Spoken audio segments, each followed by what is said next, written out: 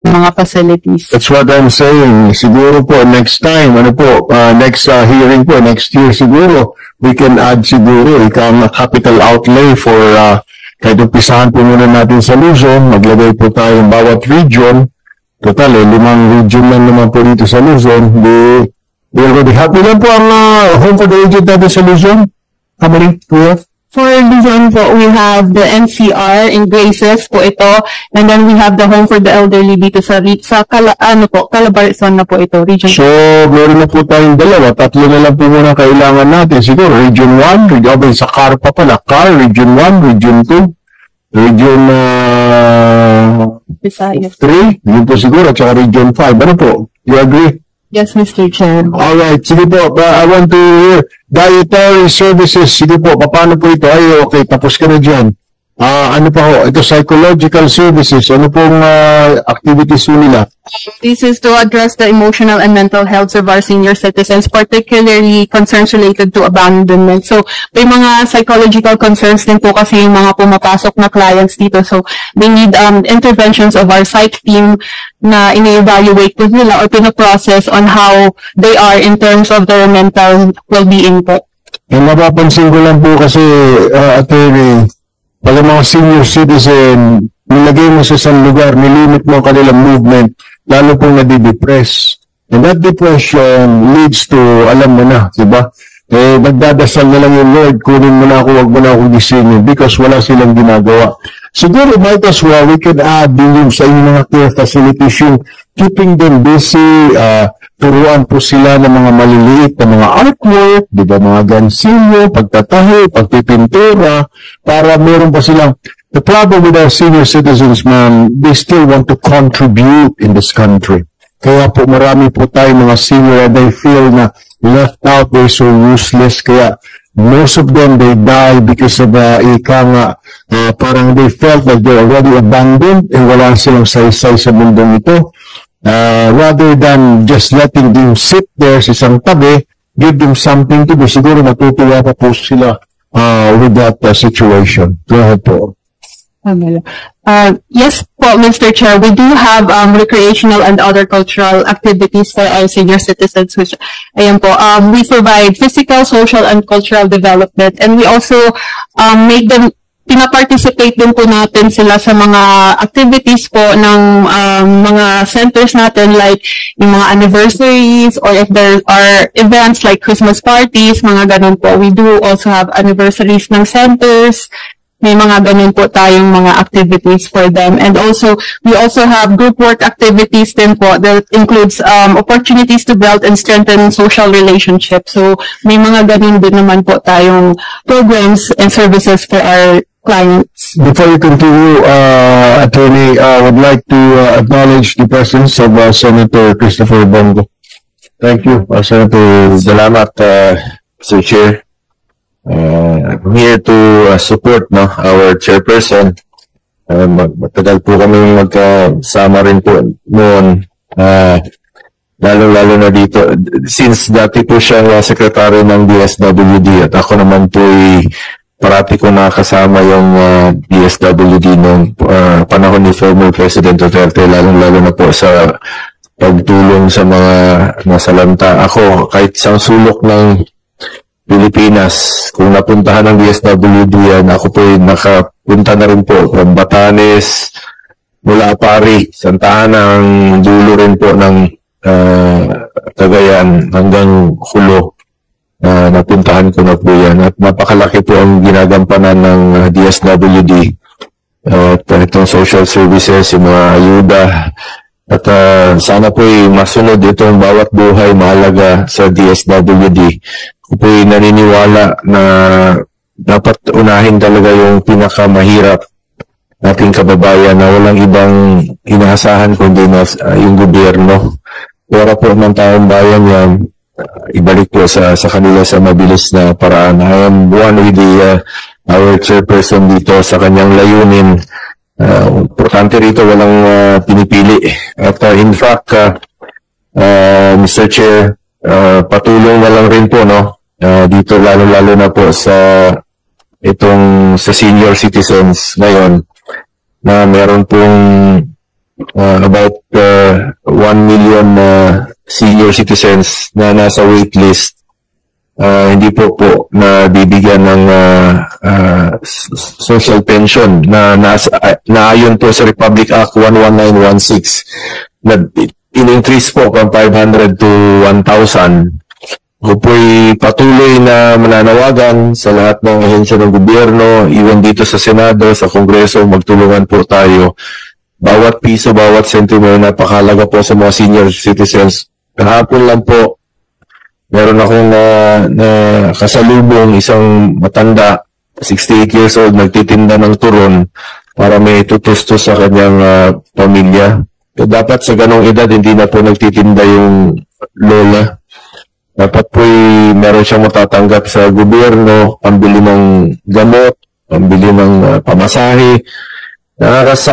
Sakit sa dibdib na makita na kailangan po niyang magtrabaho para lang po may tusto sa pamilya. Habang hindi pa nabibigay itong social pension yung mga kulang, sana po bigyan ito ng prioridad. Nakikiusap po ako muli sa ating butihing chairperson na matulungan po itong social pension. Yan naman po ang yung isa sa yung mga layunin rin po nung naging secretary ka ng DSWD na huwag mapabayaan yung mga social pension ng mga senior citizens. So, I'm one with this committee, Mr. Chair. At ito rin po, may sa batas na rin po itong National Commission of Senior Citizens Act, yung pagbibigay po ng cash gift sa kanila na umabot ng 80 to 85 to 90 to 95 years old. Magandang batas po ito dahil hirap lang po umabot sa 100 years old. So, ilan na po nakakatanggap ng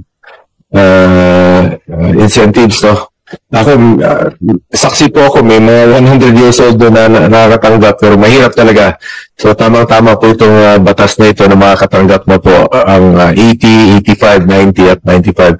Alagaan po natin ang ating mga lolo't lola. Wala tayo sa mundong ito kundi po dahil sa kanila. I also filed Senate Bill 411 to establish a National Senior Citizens Hospital. Let me repeat, I also filed Senate Bill 411 to establish a National Senior Citizens Hospital.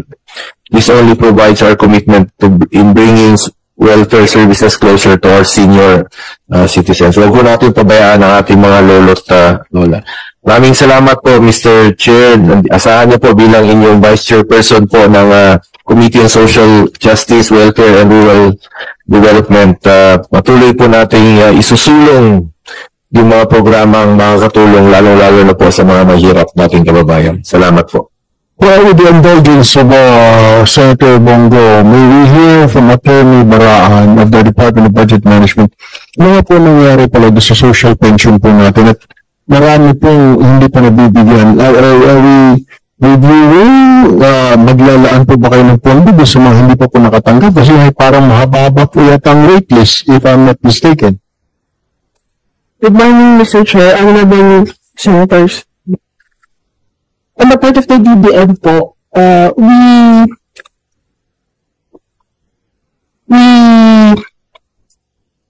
evaluate po yung submission po ng agency. So, manggagaling po muna siya sa DSWD, yung proposal po na for the budget. And once may request po yun, in-ensure po namin na yung supporting documents for the release of funds bago po yung release sa... Anong branch o bureau po ng DSWD na magsasubmit sa inyo ng proposed budget for the social pension? Direktora sa Kapano?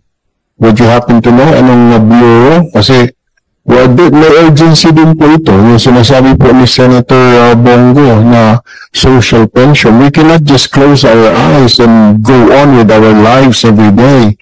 We have senior citizens and they're getting older. Baka isang araw hindi nila maabutan niya. Baka isang araw hindi nila sila magising. Ano pong agency po ang may hawak po nito na sinasabi po ng DBM? Depende po kapag sinaglit ng bureau. Anong bureau po sa DSWD? Mr. Chair, we have the Protective Service Bureau under which po nandun po yung social pension po natin na programs for our senior citizens. nagpasa na po ba kayo ng budget for say next year na kailangan para matustusan itong sinasabi nating para sa social pension ng I've already heard Senator Bongo raise this issue 2 times already. Yung first hearing po, nabanggit niya na ho ito. Ngayon na naman, nabanggit niya ho ito. So, pati po doon sa budget hearing ng finance, narinig ko na rin po, ni-raise niyo na rin po itong social pension. So, what have you been doing? Have you submitted a proposed budget for social pension, DSWD? Yes, Mr. Chair, this was included in the budget deliberations po. Okay, so kailangan na lang so this already submitted, it's already included. Would you happen to know kung ilan po? Kasi meron po tayong waitlist or marami po hindi pa nakakatanggap ng social pension. Meron po ba kayong figures on hand or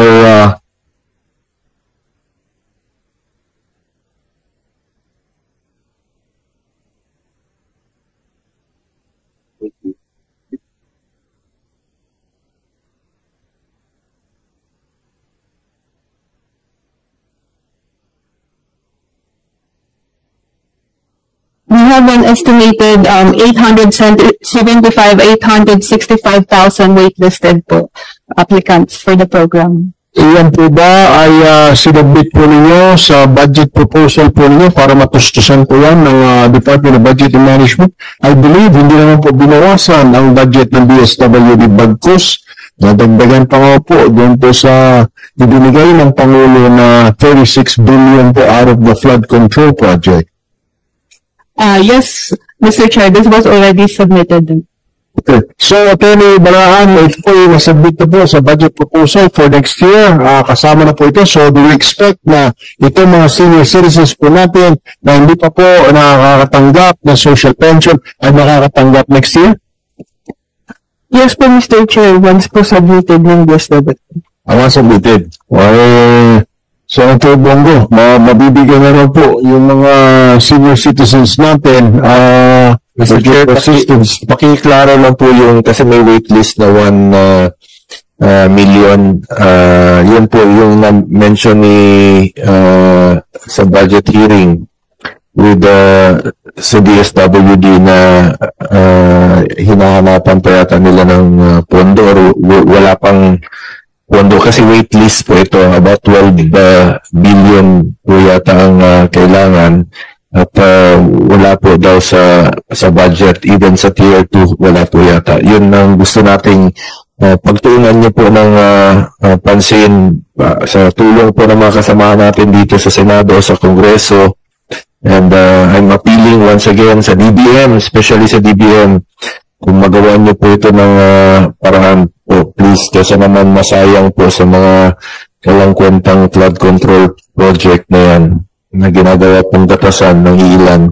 Sana po mapunta po ito sa social pension. Batas po ito, Republic Act 11916, na dapat po ibigyan ng social pension from 500 to 1,000 po yung mga indigent senior citizens. Paki-check lang po ng mabuti itong waitlist na po na ito. Sana po ay appealing once again na mabigyan po ito ng prioridad itong 1 million senior citizens na hindi pa po nabibigyan ng social pension. Salamat po. Thank you, Senator Bongo. Director, sa paano ilang minuto po yung inyong presentation because we will have to end up at 12:30 because we have a caucus, Senators caucus po ng 12:30. How many more minutes do you have? Patit na lang po. So go ahead. Continue lang. So for our physical accomplishments po, as mentioned earlier, we only have 4 DSWD managed facilities and ito po ay based po sa bed capacity. Dito namin binibase kung paano namin na-accommodate yung mga clients namin sa residential facilities. And as of August 2025 naman po, we have exceeded this physical targets for the year. And next slide, please. For our fund allocation naman po, we have a total of 125 million for the 4 centers po. And our budget is also included na rin po sa budget deliberations. And what was not included po is our capital outlay, since sa budget po kasi this is for MOOE lang po, which it is for repair and maintenance. Sa capital outlays po, hindi po ito kasama dun sa pag-compute. And this is what we are requesting po sana, the good Mr. Chair, na you can approve po our budget for our capital outlay, since may mga repairs po kasi that requires hindi siya small value eh. Kailangan po kasi nila yung mga talagang for capital outlay. Kahit po yung pagtayo ng mga walls or CCTV, these are for capital outlays po na hindi po namin nakasasama sa computation. So, whatever we have sa MOOE lang po namin binibase ang mga repairs and maintenance for our centers and facilities. Yun lang po, Mr. Chair. That's all your presentation, your report? Yes po. Senator God, do you have any more further questions or inquiries? Okay na po, Mr. Chair. Maraming salamat po sa lahat ng nandirito ngayong araw na ito. Okay, but with that, we're running out of time. We have a caucus po, all members of the Senate, so we'd like to apologize for that. But anyway, if we will be tackling this issue in another hearing, so I thank our resource persons for showing us their valuable comments and recommendations on the subject matters on hand, lalo na po yung SBN 254. I'm requesting the resource persons to submit your respective position papers to elaborate on the opinions, the positions you have expressed today. I thank my colleague, Senator Christopher Bongo, and the Secretary for your time and participation in this public hearing. With the need to further discuss this bill, the Chairman hereby suspend this public hearing. The committee will inform you on the next schedule.